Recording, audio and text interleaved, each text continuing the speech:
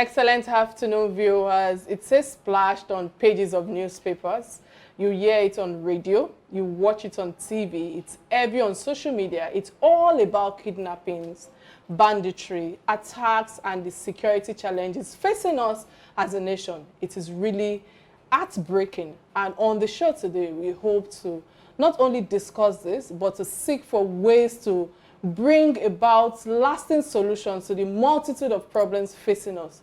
Today, we are discussing the state of the nation with the 2023 elections, natural resources, and banditry in focus. Welcome to Real Talk, the show where conversations are real. And I am Kike Atanda-owo. And today is an exciting day for me. I don't know where to start from. Before introducing my co-host, it is important for me to tell the world that it is Lolo Africa's Day, a day that we only get once a year. Lolo, happy birthday to you! Happy birthday to you, Lolo. We love you. We appreciate you. We celebrate you. You are one of the best people that I can tell you that I'm so happy that our path crossed, and what to see is what to get. Happy birthday to you, Lolo. Are you kidding? Happy birthday. Happy birthday. And this is how we're going to be celebrating you. Masha, let me leave. Let me give an open floor to celebrate. Oh my God. The one and only Lolo. We appreciate you, and it's a privilege to be your friend, to be in your life, and we like the work that you're doing on Real Talk with Kike. We like the impact you're making in our lives and the lives of our viewers. Happy birthday, long life and prosperity. We're not supposed to have a crying day, are we? No, you're not supposed to have one. Yeah. And we have to paint the town red today, whether you like it or not. Wow. We're painting the town red. I got the brushes. We're painting the town red, guys. All right, guys, it's important for us to quickly just swing into our segment on this day in history. We'll be right back. Please listen.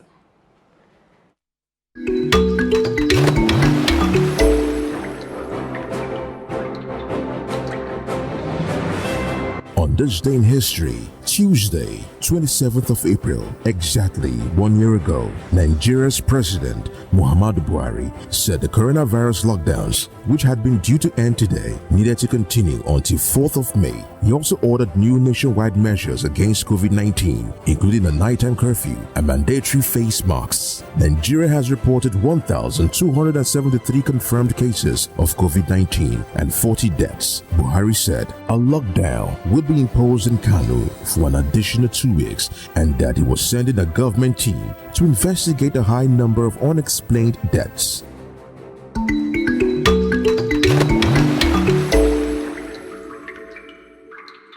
All right, welcome back. Exactly 1 year today. Our time flies.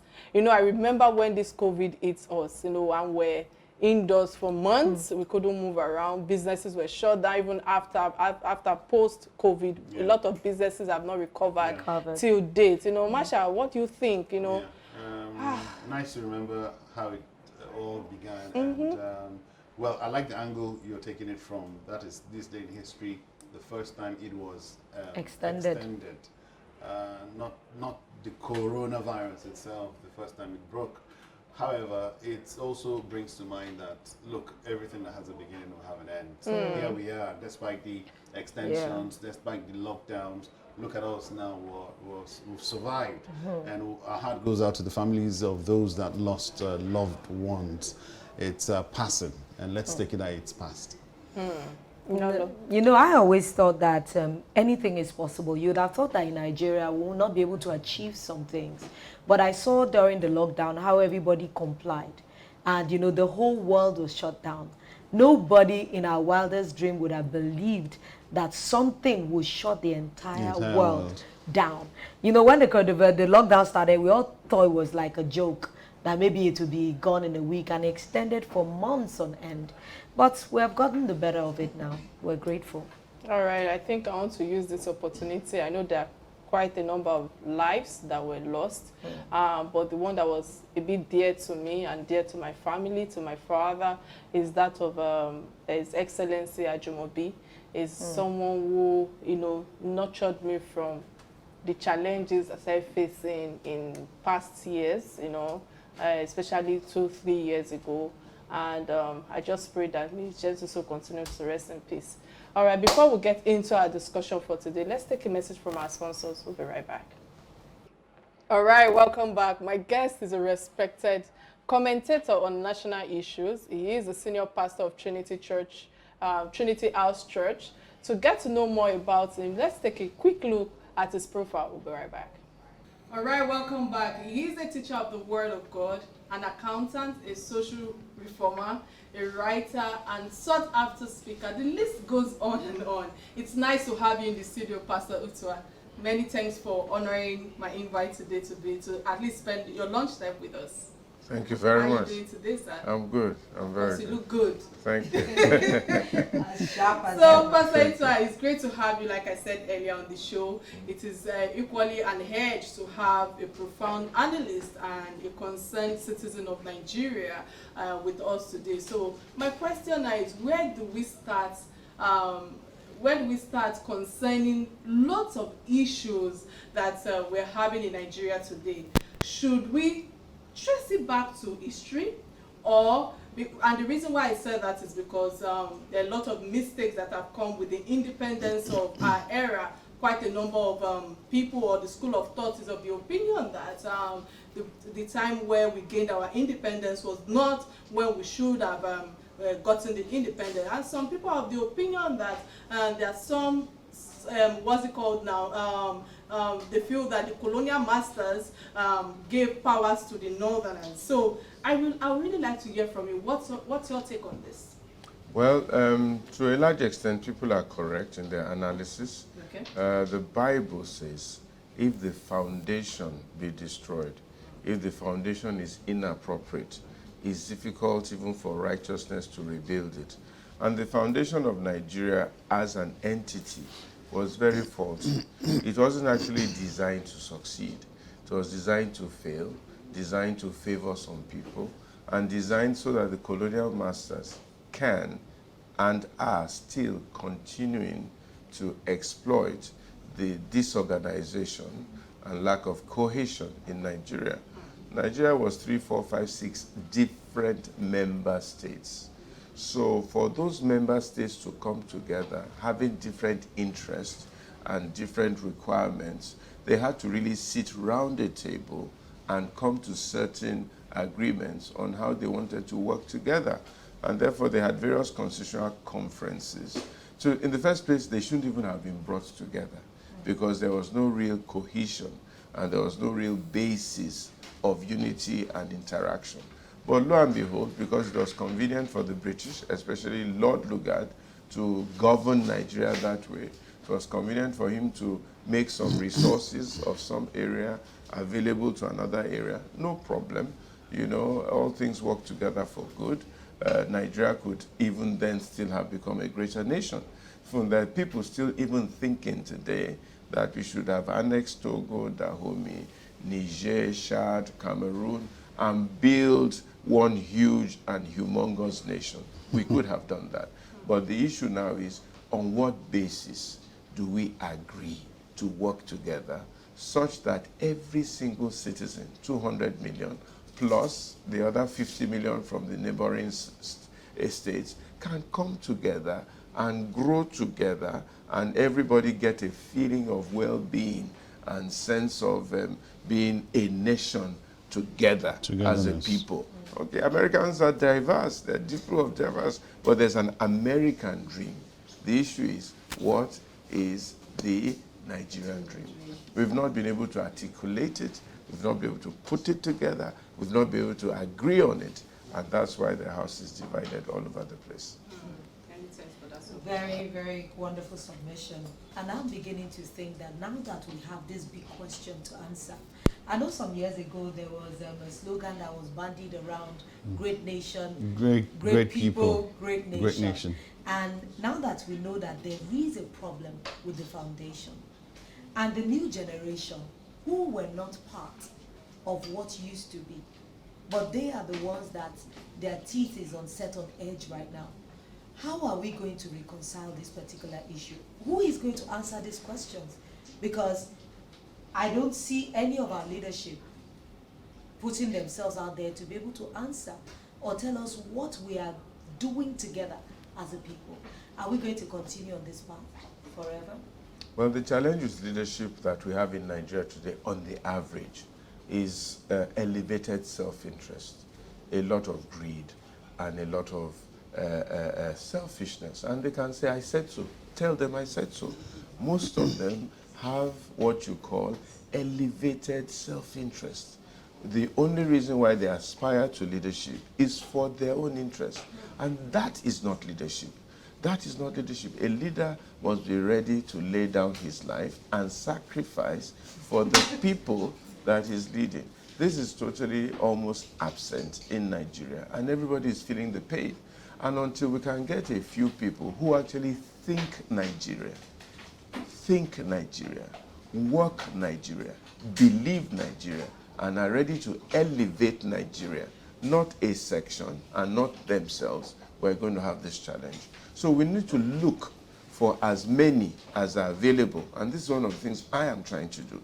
Few people who actually think Nigeria, and get them to begin to speak up and articulate a way and direction for Nigeria and pass it down to the younger generation so that they can also think Nigeria. The irony now is that a lot of them fall into about three categories. Number one, lost hope in Nigeria. Lost hope in Nigeria. Number two, think of the US, of Canada, of Australia, anywhere where I can make my home. And then number three, survive somehow in Nigeria. Just survive. And that's what led to the answers. And then four, a few of them have taken a chip off the old block.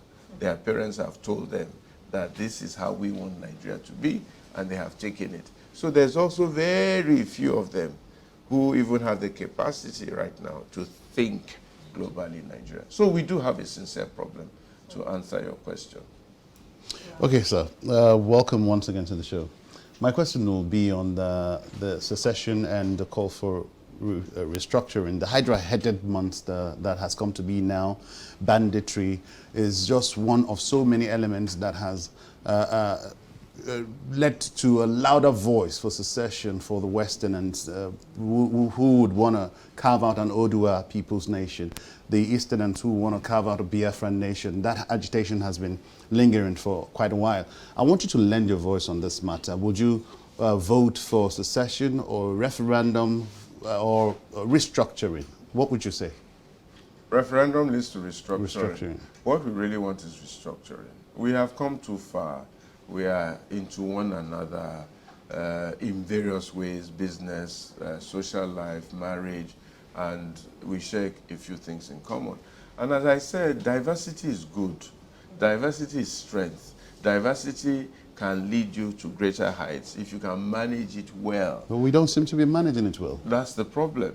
So succession is really last resort so that there will be peace. Okay? That's last resort for me, so that there will be peace.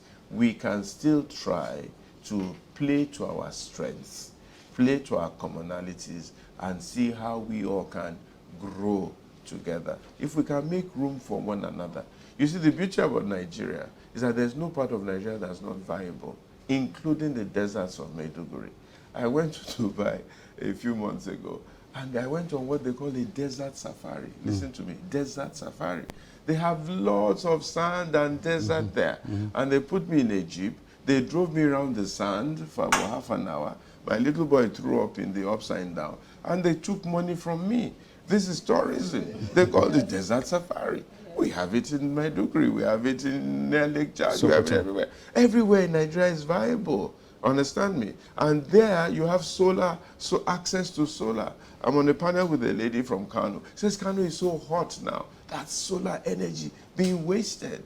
Solar energy that could be tapped and sold to the rest of Nigeria and even neighboring states. So all we need to do is think.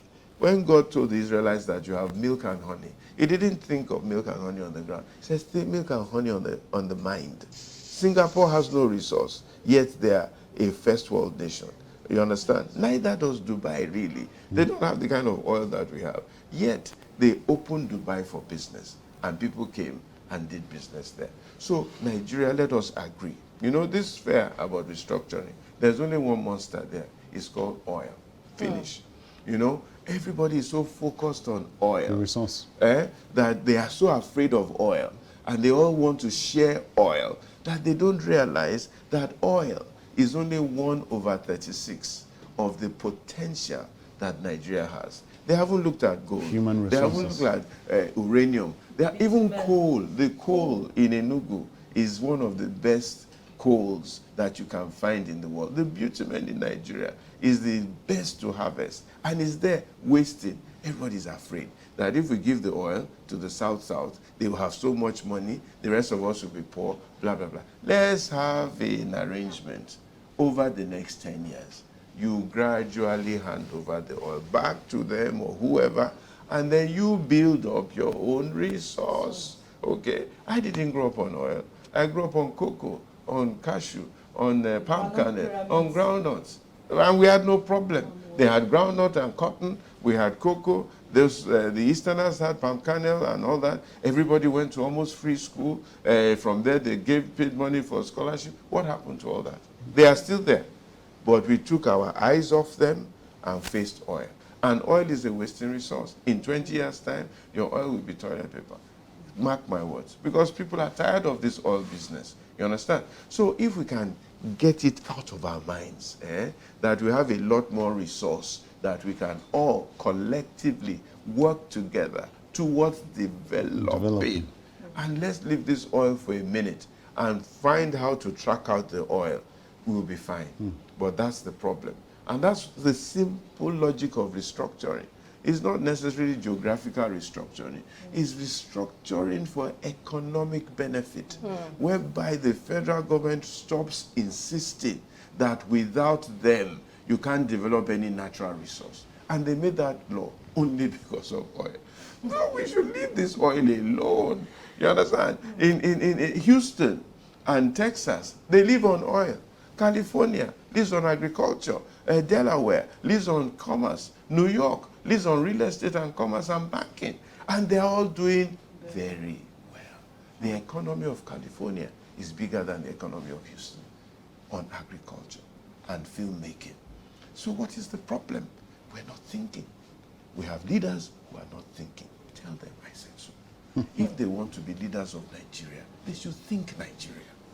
They should stop thinking themselves. Creative. And they should stop thinking their clan or their cult or their cabal. They should think. If they can think, there's more than enough for everybody to build and eventually share. Most of Europe was built on African resource. Most of America and Trinidad, Tobago, West Indies, Brazil, built on African resource. Why can we not build Africa on African resource? And it's just not Nigeria, it's the African. I can't get over their mentality. And even if the colonial masters have put us in this boat, can't we get ourselves out of it? After 60 years, they did, and they're still doing it. Somebody was telling me recently that the state government went to IFC or World Bank, asked them for money. They said they won't lend money for real. Can you imagine? Yeah. Because they know what real will do. So they still control us. We still go back to them for handout. A man came to your house, listen to me, raped your wife, stole your children, took your goods, took your watch, took your jewelry, and ran away. Then you still go back to him and say, come and solve my problem. What do you think he would do? Pastor Ituah, Fantastic I know we analogy can go on and on about this, and that's the reason why we've brought you here today. You know, moving away from the natural resources, I know that the state of the religious leaders can't be underestimated in Nigeria today, especially when it comes to the well-being of Nigerians. So how will I put it now? The religious leaders have the highest and the most loyal fans as of today. So are the religious leaders not, fanning the ambience of the destruction or the selfish motive of our politicians today? To a large extent, the problem with the religious leaders, and I'm one of them, so they can't accuse me of not being one of them, is that we were for a long time a little bit parochial. We were a little bit narrow-minded. We a little bit misinterpreted scripture. We a little bit didn't understand what holiness and righteousness really is. And we a little bit didn't understand the basics of life. You know, without leadership, there's no economy. Without economy, there's no religion. You cannot go to mosque or church when you can't pass on the road. You can't, Abuja now, after 8 o'clock, I hear checkpoint all over the place. Kaduna, the same thing. Zamfara, Gombe, everywhere, the same thing. Lagos, we're just managing ourselves. You can't continue life like that.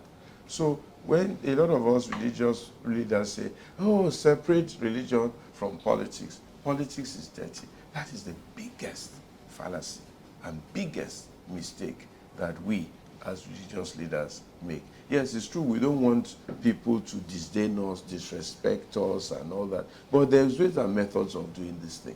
You as your religious leader, you can do your religion, but you have your followers who you must ensure go into the political space. You must ensure, you know, and some of us are priests and kings. Like David was a priest and king, Samuel was a priest and king, Eli was a priest and king, and that is how God organized it. Because you take from God and give to men. So the religious leaders must wake up. Number one, they must unite. They're all disunited.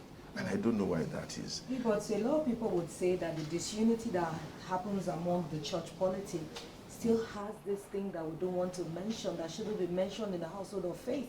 And that is corruption and money exchanging hands. Because if monies have exchanged hands in places it should not, it ties you down. It makes you, I will still remember Daniel.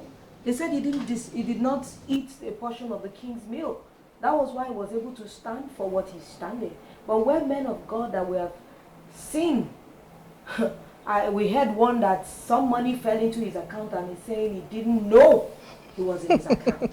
No, there's some of these things that are very hard for us to articulate in words. What do we do when money and issues of corruption is amongst the clergy? I think money is about the third of their issues. The first is doctrine. The first is doctrine. Our leaders quarrel over doctrine. Okay, you don't wear shoes, you wear shoes, you don't do this. Dogma. Yeah. So they stick tenaciously to doctrine because they have this puritanical attitude that my doctrine, my teaching is the right one. The second is pride and ego, okay, among our religious leaders. Who is the first among equals? Who is the leader? Whose church is bigger? Who should sit right next to Jesus, like Peter and James were quarreling with John? It's happened all the time. I want to sit next to you. So the first is doctrine. The second is ego and pride. Then money, okay? Because they too want to have a nice lifestyle, okay? And they are entitled to it, but they should know what their primary assignment is. First of all, follow your assignment, then lifestyle will come. That's what God says. Seek ye first the kingdom of God, then lifestyle will come. So everybody aspires to a good lifestyle. Why not? You deserve it. You've worked hard, okay? But seek first the things that are important. So if our religious leaders should first of all calm down on doctrine and know that Jesus Christ is Lord or Allah is supreme, whatever it is, let them just calm down on that one. We can still work as brothers in spite of your doctrinal differences. Secondly, let them also truly be humble, because that's what Jesus says. You must be humble, okay? Let them be humble. It doesn't matter who is leading. Let's all just agree that Nigeria will be great again. Then thirdly, let us avoid this issue of corruption. Let's even minimize it. You understand? Then we can go forward. What do the so-called religious leaders want for Nigeria? What do they want? What do they want? What do they want for their congregants? What do they want for their church? What do they want for their mosque? What do they want for the collectivity of Nigerians? The problem, my dears, is that nobody is really thinking for the collectivity of Nigerians. Selfishness has a role to play there. And I would want to ask you this question, sir. The religiosity or religiousness of Nigerians seems to be something that has recently been on the front burners in comparison with other climes where you have technology advancing, civilization advancing. And with us here, it seems to be, if we're not talking about cattle and the herders, we're talking about, how we are corrupt and, looting the treasury. Yet, we seem to be at the top echelon of religiosity. Praying all night and all of that, and crusades, huge crusades, big churches. I would want to seize this opportunity, sir, with all humility, to ask you, why are we so religious, yet so corrupt? At a time we were said to be the world capital of corruption and poverty as well. It's always happened like that. You see, the human being, the human self-interest, the human greed is so strong. Jesus Christ himself was fighting against a corrupt Pharisaic and Sadducee system. He came and preached a new culture, a new way, a new thinking, and they crucified him. That's how corrupt they were. At the time he came, he went to the temple, drove all of them out. The church had become a business center. Okay? The Pharisees and the priests were receiving a lot of bribe, like the sons of Eli. It's not a new thing. Corruption is so strong. Greed is so powerful. It keeps fighting back. But everybody runs under the canopy of something. Human beings are so gullible. They're always looking for somebody who will show them direction, who will help solve their problems, who will pray, a miracle will happen, who will fast on their behalf, and they will see a pot of gold at the back of their houses, who will lay hands on them, and their beards will be shaved automatically. Sorry. They're so gullible. I hope you have nothing against them. No. I like teasing people. Human beings are so gullible. They flock round. A man stands up, can't write zero with his hands. He says he's a prophet. He can see the future. All the people run to him. And he sees some things, guesswork, one or two he gets right, most of it gets wrong, this and that. And because people are lazy and they're gullible. You see, what a man needs, number one, is to know God for himself and fear God. Know God for yourself and fear him. The skill and gift he gave Kike, he gave you, he gave me, he gave you. God is no respecter of persons, okay? It is those who loves him that he responds to. So know God for yourself. Number two, know your purpose. Know your purpose in life. Why did God create you? You understand? And find it and run after it. Those things are very, very critical. If you know your purpose, if you know God, you can hear from God. Direction. What do you need any prophet for? There's no prophet that knows God more than you. There's no pastor, there's no pope, there's no imam, there's no alpha. These things you're saying would make you unpopular among some But church it is the truth. circles. It is the truth. And we must tell the people the truth. You shall know the truth, and the truth set you free.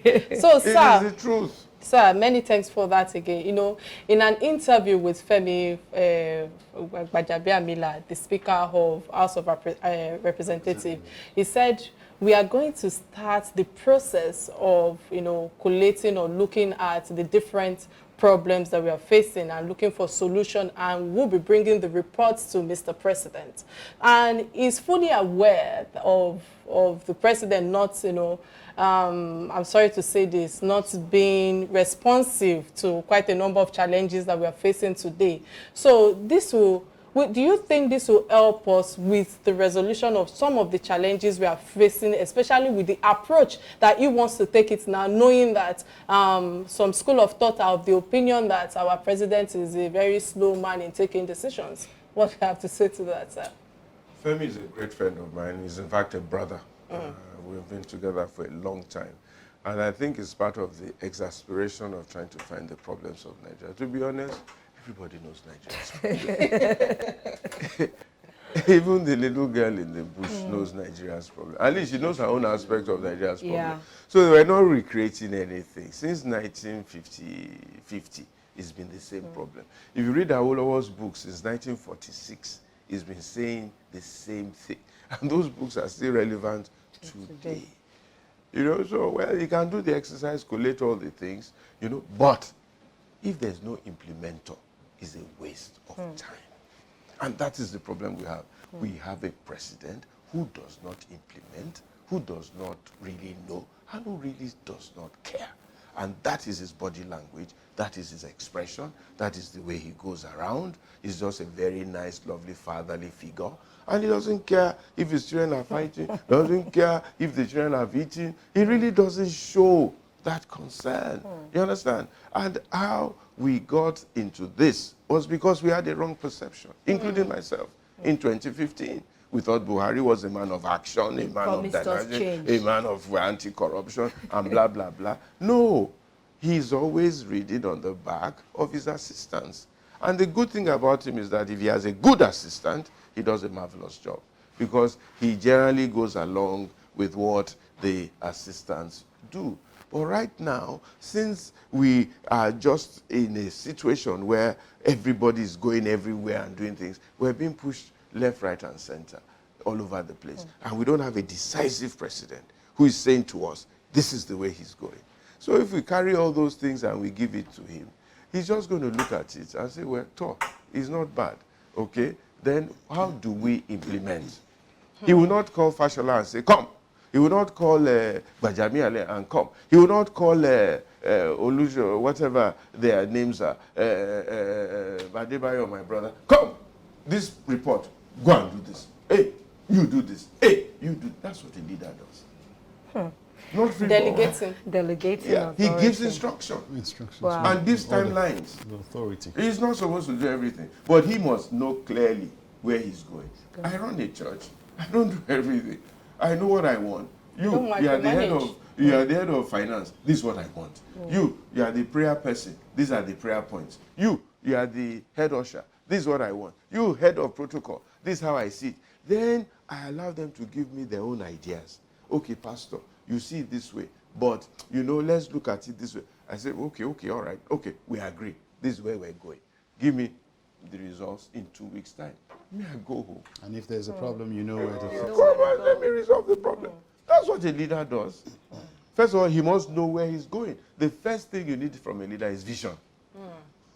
Anybody who is running for an office today, ask them what their vision is. If they don't have a vision, don't vote for them. And it must be a clear vision of what they want, good or bad.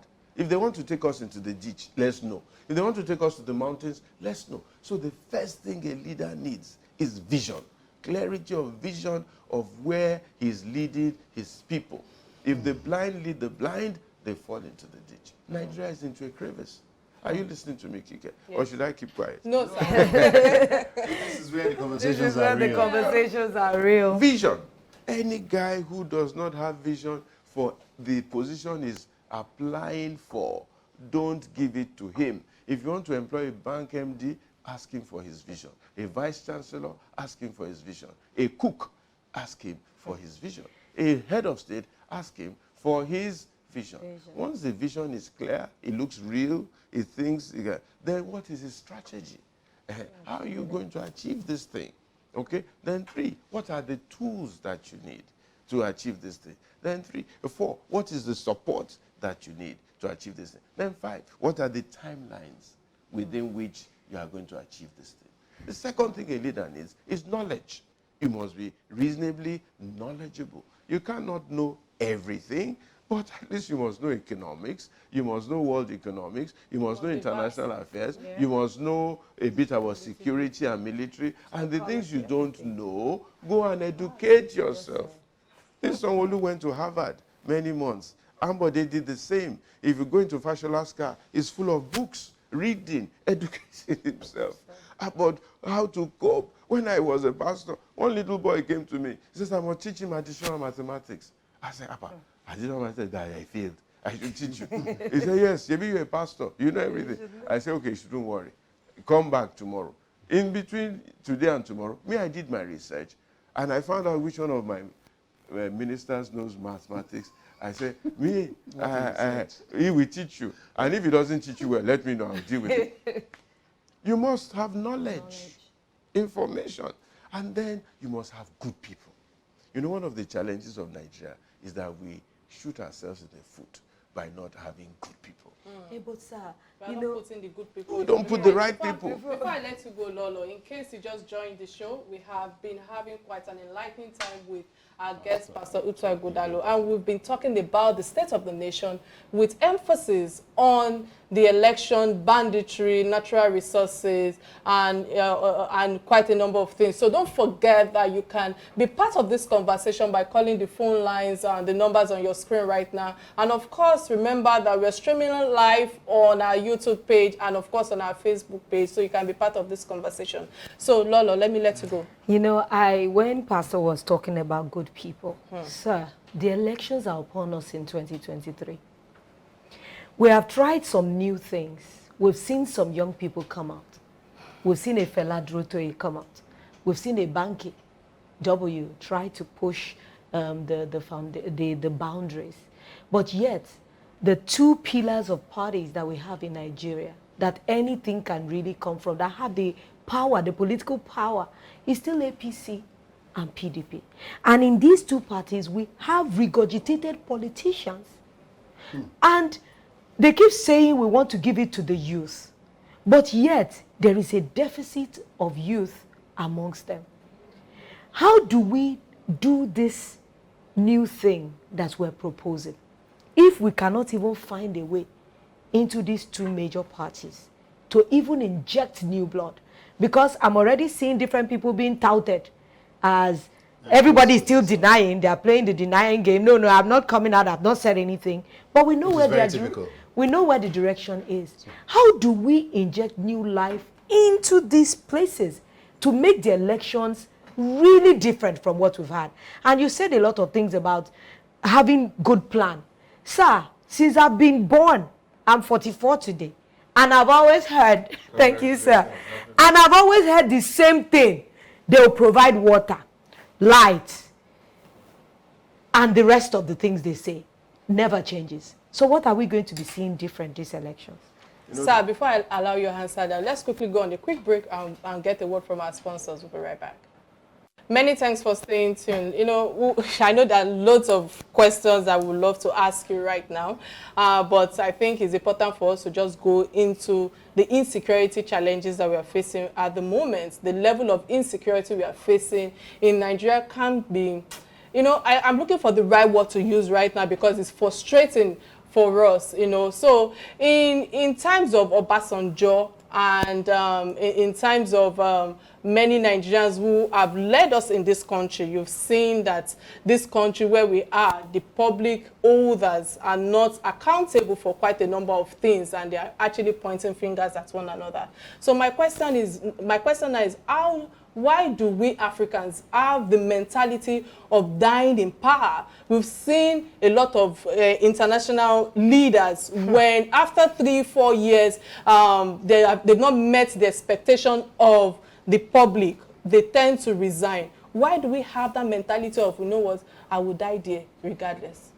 Pardon my word. Well, thank you very much. But let me, before I answer your question, take a throwback to what Lolo asked just before the break. Yeah. And it was a very, very germane question as to the process of elections always throws up bad results, which is correct, because we've been hijacked by APC. Hijacked is my word, and PDP, who by birth really do not intend well for Nigeria. Most of them are packed full of self-serving people. And that's the truth.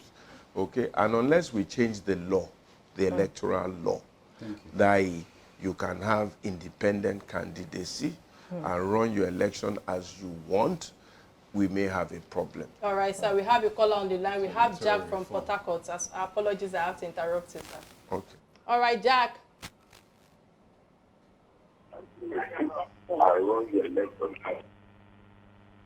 Yeah, please go ahead. Apologies, I think we lost. It's okay. And it's unlikely these people will change the law. It's like them changing the law of resource control and this. They won't change it because most of them in power, this is what they rode on to get to power, and it benefits them. So we need knowledgeable people. Nigerians are not knowledgeable. Most of us are not knowledgeable. As the area boy doesn't know, as the people in the rural thing, they don't know. They don't understand. They don't know good government from bad government, and so on and so forth. They just wait to collect their 10,000 naira. Yes. So we need to really orientate and inform Nigerians. So we either change that electoral law, or the banky W's and the fellas go into PDP and APC, enter there and fight it out there. I agree. Because that is where the decisions are being taken. They don't have enough resource to fight this battle. Yes, because you are thinking of 200 million people, you are thinking of 774 local governments. Where is the resource going to come from? Yes, okay, these people. The oratory prowess and all. No, it's not. I mean, the woman in the market doesn't know that Banky speaks well or Fela speaks well. She's just looking for how to make you her understand? ends meet. So it's expensive. So they have to be realistic. Either they get into PDP, APC, or they all come together and form a formidable thought force. Very important. If they all came together and they were serious and united, they can form a thought force. But then to go back to Kike's own... Sorry, Pastor, I advise that you be concise because time is upon us. Okay, I will try. You did... What was the question again, please? Insecurity. Insecurity and leadership, our die-there mentality. Okay, yes, I mean, you know, power is sweet. You never know a man until he has money. Oh, power. yes. Power is sweet. You come in here, 10 aides, one carrying your phone, one carrying your Bible, one carrying your shoe. Before you take off your jacket, they've grabbed it. You are entering this helicopter here and there, plane here and there, motorcade, 10 cars. I saw the governor's motorcade the other day, one of the governors, 10, 15 cars of people not being productive. Just running around, I like that. following a man. Very unproductive. You saw me, I came in here today. Not even one assistant. Because they're busy doing things. Shocked. My Olu, who walks around with me to help me, is busy sorting things out for me. He can't be following me up and down. Me, one driver, I'm okay. Okay, let me see the head of state who does that. But the guy in Dubai does it. Very simple motorcade. He moves around by himself. His people love him. That's the problem. Power is sweet. We have, I think Jack just called us back. Hello, Jack. We can hear you now. Please go ahead. Okay. Make your point, Jack. Hello? We can hear you. We can hear you. Go ahead. Yes, the point I'm making is basically when you're looking at the national issues, I am also looking at this part that has to do with when the people come into power and they tell the people that they will give them basic amenities. And what are the basic amenities? The basic amenities they keep telling us about road, health center, shelter, and all of that. I think that's not what we need. The father cannot give birth to a child and telling the child that I will give you food, I will get home for you to stay. You know. So I'm of the opinion that these people should stop telling us this. They should make the people understand that what we need is human capacity development. If you build a very good house and You know, Jack, the people will not stop telling you what they know. A man cannot say more than he knows. You are the one to tell him that what he's telling you is rubbish. Exactly. And that's not what you want. And therefore, you're not going to vote for him. He will tell you what he knows. You understand? A man who didn't go to school and you're asking him to talk about human capacity development, you say, what does that mean? You understand? So let's not, you see, people keep flogging themselves saying, these people must change. They won't change. It's too late for them to change. We must keep putting them under pressure, you know, if they have enough pressure, yes. But if you don't put them under pressure, no. All right, sir. I guess we're running out of time right now. And I think that it's just important that I ask this question because I know that independent people of Biafra, you know, their grievances includes the thought of marginalization. And do we think that if they reach the position of presidency, we may at least you know, have some solution to some of the challenges or problems that we are facing presently, especially when it comes to oneness in Nigeria? What do you think, sir? We need a Nigerian president. Okay. Not because a man comes from Biafra or from Kotangora or from Ewohimi, where I come from. No. Any Nigerian president will fix the Biafran issue. It doesn't have to be a Biafran president to fix the Biafran issue. If he's Biafran as a president, he will solve Biafra's problem to my detriment, From a Nigerian to perspective. Kotangora's detriment. And that is the problems we keep having in Nigeria. Any Nigerian should aspire to leadership and lead Nigeria for the sake of Nigerians. All right, sir. I think we might have to wrap up now because we've run out of time. Sir, before we round up this show, it is important for me to ask you this, because if not, this show have not come to a balance. Is the fact that, you know, yes, we condole with you with the loss of your beautiful wife, Ibidu, and we understand the great loss of your wife because it affects us all. And indeed, a man you showed during the burial ceremony, especially with the true teachings of the Bible that you represent. So my question now is, many Nigerians, I'm speaking for them now, sir, are looking forward to when the Trinity Church senior pastor will be having another woman in his life to support him in the ministry. I can still see that my pastor will laugh deeply. So, sir, answer that question in 1 minute, sir, before we go. It's a difficult thing. Ibidu and I had a phenomenal relationship, and I gave her everything. I don't have much to give to anybody. I'm sorry. I know. I just want to focus on my future, look after my children, The kids are still young. and have God minister to me. Fantastic. Ladies and gentlemen, What a did way you to go, hear Pastor. that? I must say, we had several segments that were, you know, cutting out because we had you on the show, and It's yes, it was fantastic. an honor having you on the show today. So what's the last word, parting words that you have for Nigerians before we go in 30 seconds, sir? Nigeria will be great again. Okay. Let's not lose hope. Let's keep at it, and we will get there. Amen. All right. Many thanks again for honoring our invite. And this is where we end another edition of Real Talk with Kike with my exciting co-host and, of course, Pastor Ituah, made today's show one to remember, as always. Again, so we'll come your way next week, on Thursday.